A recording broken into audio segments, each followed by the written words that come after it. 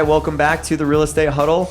And today we're going to talk about how the millennial generation and the Gen Zs are having an effect on Denver real estate in the south part of town. So we're going to talk about millennials buying homes in Denver and what that looks like, Gen Z real estate and what they want, and then also modern housing trends, what's popular right now for the younger generation and young buyers here in the South Denver area.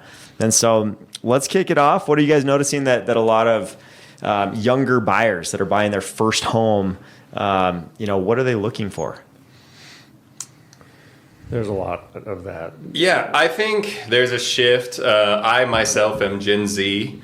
So if you're a millennial, you can mute this. You can wait till they, give you their opinion, whatever. But for Gen Z, to set the scene, I think some of the research that I've looked at, according to NAR and some other sources, shows that millennials, 90% of them considered buying a home as part of the American dream. Mm-hmm. If we look at that for Gen Z, it's about 60% of Gen Z that still considers buying a home as part of the American dream. So you might think that would lead to, okay, well, I guess they're just buying homes less.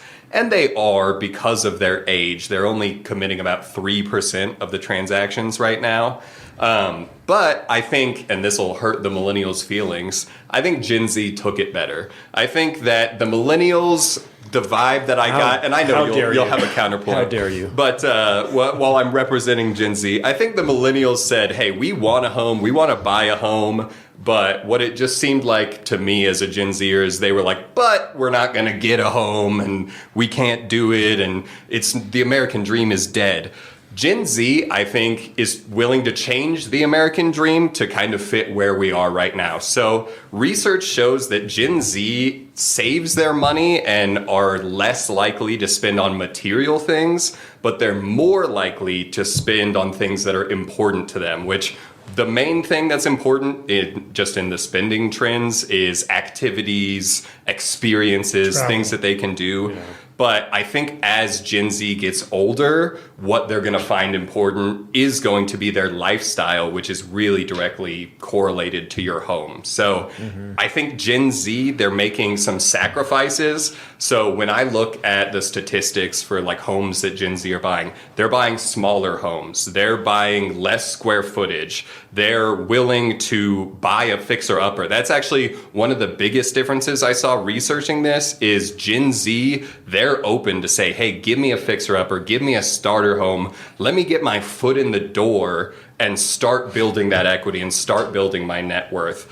I'll hurt the millennials' feelings again. I've had millennial clients who they just want the perfect picket fence, 5 bedrooms, 4,000 square feet house, and that's great.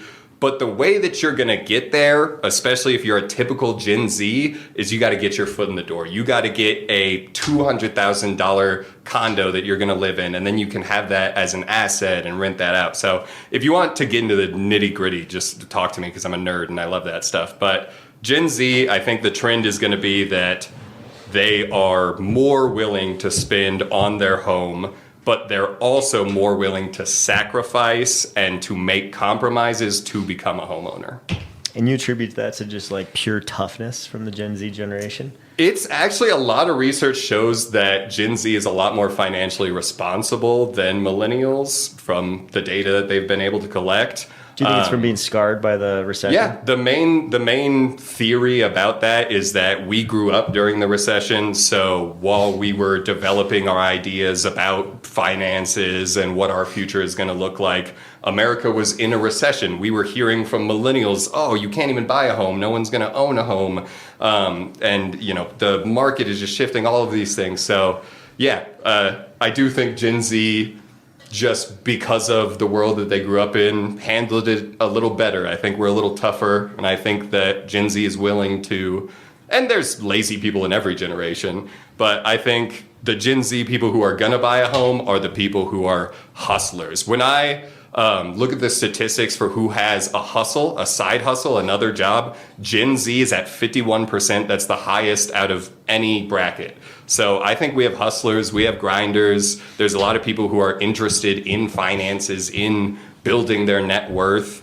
And I think there's a lot of access to now. It's all on the internet. It's all available to you. So if you're not financially literate, but you're interested in it, you can get there. I think there, was a time where financial literacy was a lot harder to achieve because unless you knew the right people or were in that circle already, it just wasn't knowledge that, got shared. Yeah. Hey, I remember back in 2013, 14, everybody saying that millennials are never going to buy houses. They're never going to buy houses. Millennials are the problem of this just wrecking the economy basically because they're not going to buy houses. Yeah. And then we came through and we bought a ton of houses. Take and that. And then we became the thick of basically the market. We were the market. Which is odd because there's an argument out there, not odd, which it actually, I guess it is odd. Call it what you want. But that same chip is on Jackson's shoulder right now. Well, I can see it. If you look at He's all like, the, we are coming. We coming. If you look outside crime. the Great Depression, if you look at some of the economic events that millennials have lived through, we could potentially be considered one of the toughest generations in that regard through. This is all just like, whose generation?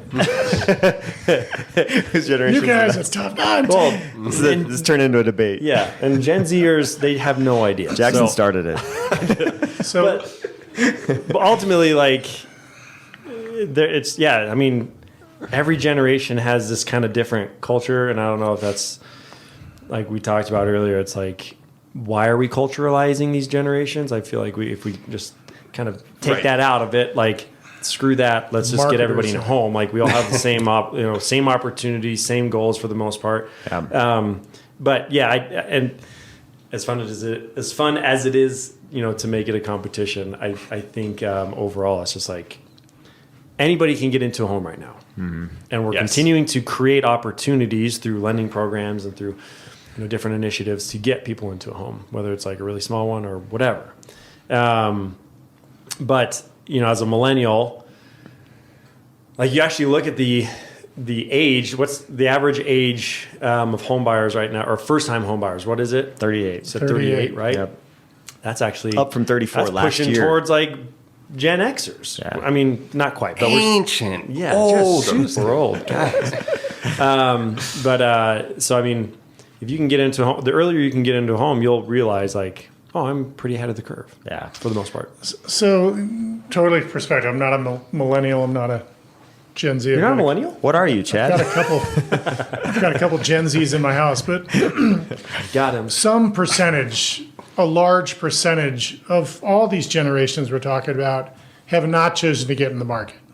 Right? Some don't have the wherewithal. Some don't have the life experience to see what's possible. Some don't have people talking in their ear to change their mind. Mm-hmm. But the folks that we generally get to talk to, I'm simply most impressed when I see a young person, I don't care whether they're a millennial or a Gen Z, they understand that there's compound math involved, and they're saying, just get me in. Because I agree, that's just take the first step. Mm-hmm.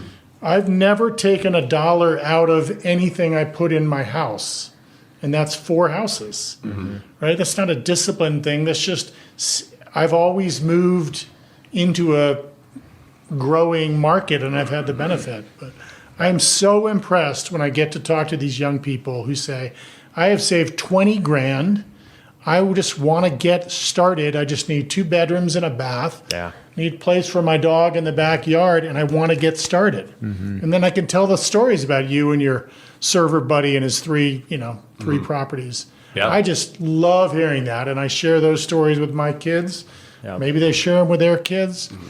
You just got to get started. That is pretty cool. For first-time home buyers nowadays that are buying any type of property, it takes a lot of tenacity and it takes focus to really be disciplined. So. It's a cool accomplishment, though, when you see the younger generation get in. You're like, man. But I think we have more opportunities, too.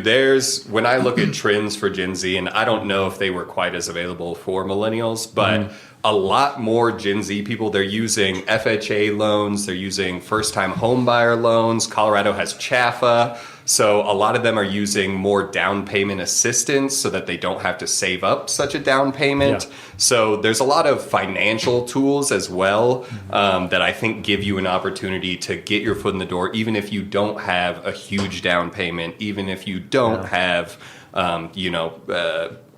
maybe the ability to pay a loan that's going to be higher than a first-time homebuyer's loan. Maybe if your credit is a little bit lower, there's, first-time homebuyer's loans that are more forgiving of that. Yeah. So I think that Gen Z is using a lot of those strategies, especially the 3% who are currently transacting. They're using that to get ahead. And also, I know this is something that you want to touch on as well.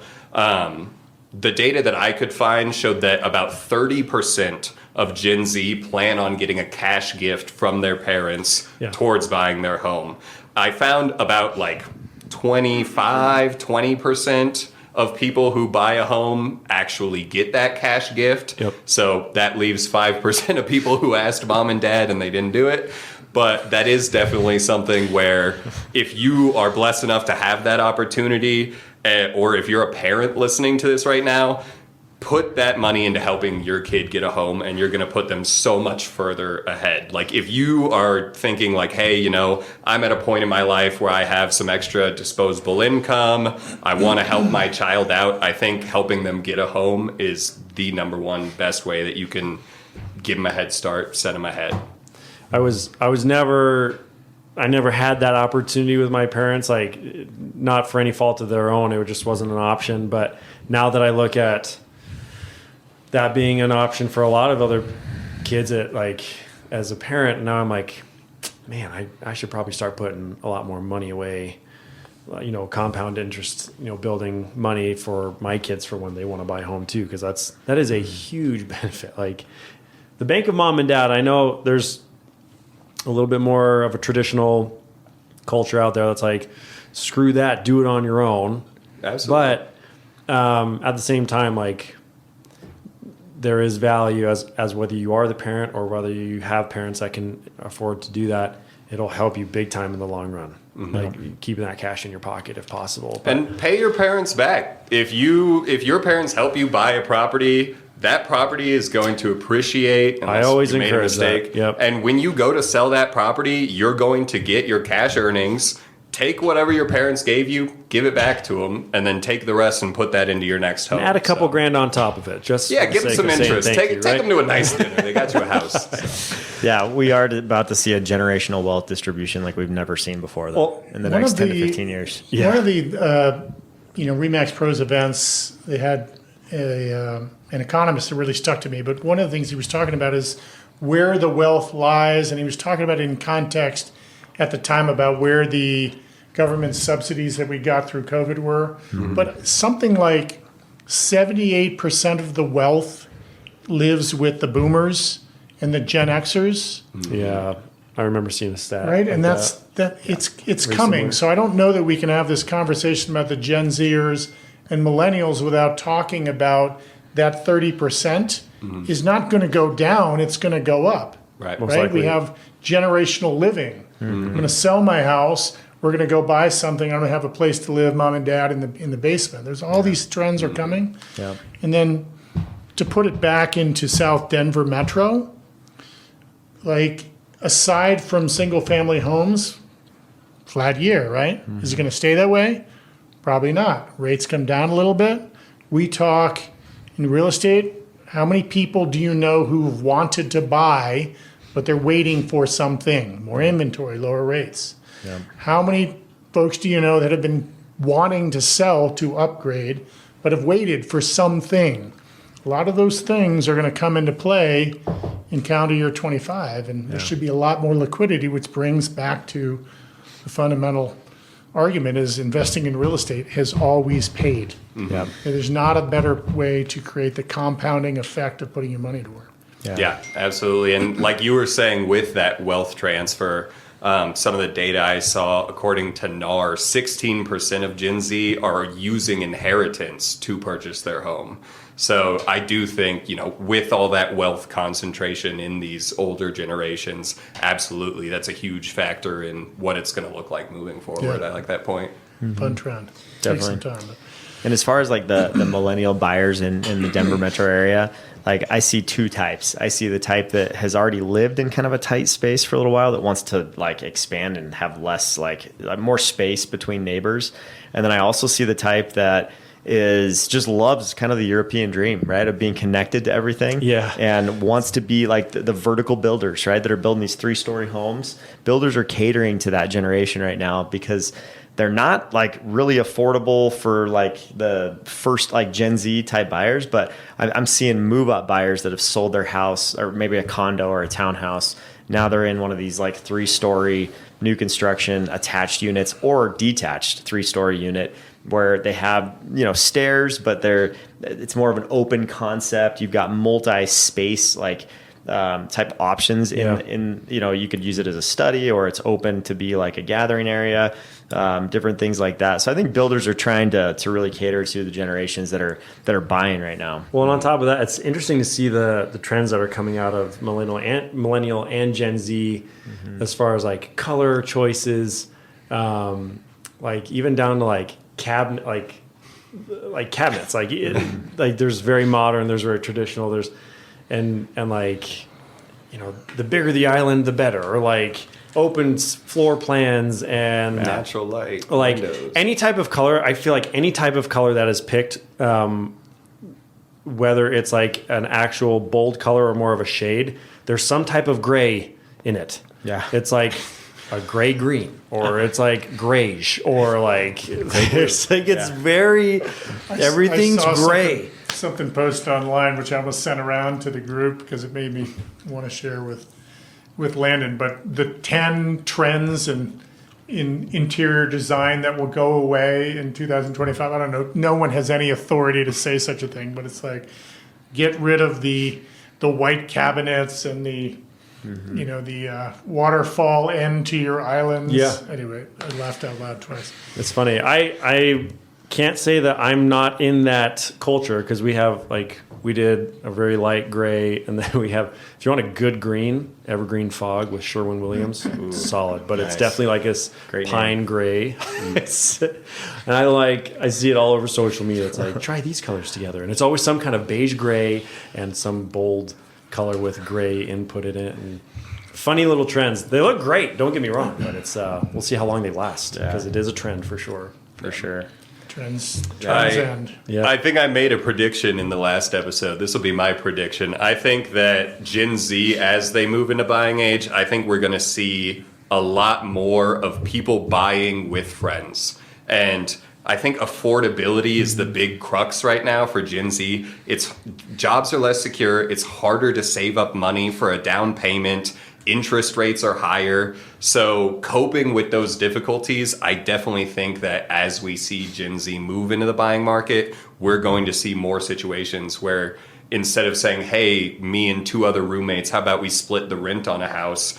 People say, hey, what if we bought this house together as an investment? All of our rent is going to come back to us, and we're going to profit off of it instead of our rent going to the greedy landlord. Yeah. So that's my prediction, is that Gen Z is going to be moving into a lot more of next-gen living, but especially, I think, living with friends, buying homes with people who aren't necessarily a spouse or family. It's a bold prediction, but I with their agree. community feel, I think they could do that. I've seen some of that. We had that conversation with my son. How do you do it? I think And it's generally complicated, cohabitation, whether it's own or rent, is going to be much more practical when there's not marriage involved. But I buy that trend. I think that Where are we seeing most of these buyers buy? Like, where are these buyers wanting to live here in Denver? Like, what communities? I don't have any actual statistics that I've pulled to support it, but I do think, and I'm biased because I live there, I think the west side of Denver towards the foothills, especially Lakewood area, Wheat Ridge, Arvada, I think that's where the young people are going. South side Denver is amazing, particularly if you can afford it. But like we're talking about with Gen Z, affordability is an issue. I think that you're getting more value, you're getting more home on the west side of town now. And you can get more home on the east side of town on Aurora, but in terms of just the value, what you get, I think Lakewood, those kind of areas, they were built in the 50s and 60s. So there's lots of open space, there's bigger lots, just lifestyle wise, and in terms of just the clients that I have that are Gen Z where they move, I think that as far as Denver goes is the best area. Or if you are that kind of person, right downtown. I see a lot of that. Yeah. I see a lot. Most of the 20-year-olds that I know are all living downtown. Yeah. Cherry Creek to Denver kind of area. Or They can DTC. afford- yeah, like DTC. not buying. condos in DTC area. Yeah. No, buying. Yeah. It's funny though, I see because some. you have like the single clients, right? Or maybe they're living with their girlfriend or boyfriend or whatever. But if they have no kids, right? The dinks or whatever you want to call them. Yeah. They tend to be more towards like the city, right? More closer to downtown. But then the ones that, have gotten married, plan to have a family. Yeah. I do see them stemming out farther in that southwest, southeast Denver areas, like just the Highlands Ranches and Parkers and even like Littleton and stuff like that, to where they know like if they do have a baby, they'll have an extra room for it. Well, the heart of the millennials right now is like in their late 30s, right? Yeah, and they're starting their families. I feel and like stuff like most of them are moving to the suburbs. Yeah, Like, it's kind of so- been an exodus from downtown to the suburbs. I would say Gen Z is more, catered to like, where the more the busy areas, like the busy life, like where the nightlife is and all the cool stuff is, and then you have the millennials are now starting to pull away from that type of lifestyle into the more suburban areas. Yeah. I think we talked about, previous, a lot of our clients, a lot of our leads that we start new relationships are out-of-staters coming in. And I feel like almost all of our conversations start with the involvement of Aurora, because when you're looking in Denver Metro, new builds, more affordable, and then you get into some of the variables that matter more about access to the outdoors, nightlife, arts, and then you end up coming more towards the Metro. Yeah, as That's nothing against Aurora. It can be more affordable, but it's not as close to stuff you may fall in love with as you think. As recently as I think last year, Aurora was still the 8th fastest growing suburb in the United States. Wow. So Aurora is a big area, so it includes just a lot geographically, and it is changing. I'd say Aurora includes some really nice, really great areas, and it also includes some areas that I wouldn't want, my family there walking alone at night. But I, like you were saying, I think Gen Z, they want the lifestyle. And what I like about being either in Denver or on the west side is obviously access to Denver and the nightlife. But I think increasingly the statistics show Gen Z is drinking less, going out less. And so I think, the access to the mountains, the nature, the activities, the experiences and things, tend to be towards the west in the foothills and the mountains. Yep. So I think, if you're on just kind of like the west side of Denver, you can go into Rhino, go into the trendy areas, go to the cool bars, go see the new stuff, go to a concert at the Pepsi Center, go to a Nuggets game, and then you can also, hey, I want to get away from people, let me just go up to my little spot in the mountains that's a waterfall that I know about, whatever. So Did you say Pepsi Center? yeah, well, they've changed it now. What is it now? Like 10 years ago. Hasn't been 10 years. No, I think I get there's caught some up of in these. that. I didn't expect the Gen Z to say Pepsi Center. That's, That's pretty good. that's what caught my eye. I was going to make a serious point, but conversations we generally have about architecture. And I think when you talk about the west side and Lakewood, smaller houses, but they're built really well. They generally have larger lots. Yeah. It's very appealing. Yeah. And I think just walkability to things, but opportunities for social like engagement, at parks, restaurants, bars, coffee shops. Like that's still so appealing to those generations, to the Gen Zs and millennials, as long as they can afford it. And I think to your point, like they're sacrificing to be able to afford it, just going smaller until they can afford bigger, right? So I think there's going to be a lot of trickle up equity for those people that did decide to get in the market. It's going to be a really smart decision. Trickle up equity. Yeah. Is that trademarked?